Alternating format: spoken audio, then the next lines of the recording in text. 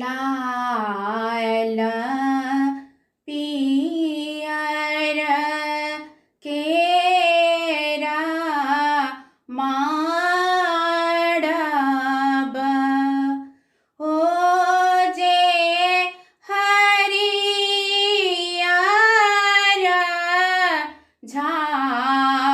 झालर हे ताही माडब बैसलनी बड़का बाबा जांघ जोड़ी अइहबा बाबी हे कोरा भये बैसलन दुलरुआ बरुआ बाबा लाल जनौआ दिया हे बाबा पियर जनौआ दिया हे मड़बाही घीबा ढरिए गेला ओ जे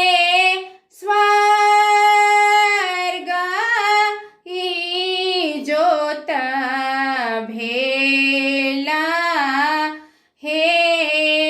स्वर्ग का पितर सब आनंद भेला हो जे हबे कुल बाढ़त हे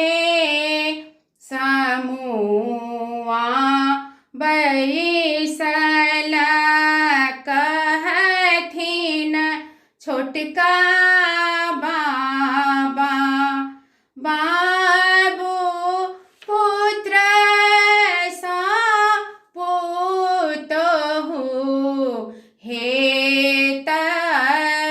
हे करमिका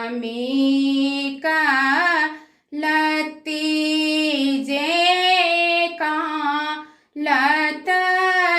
लतरता ओ जे पुरैन जे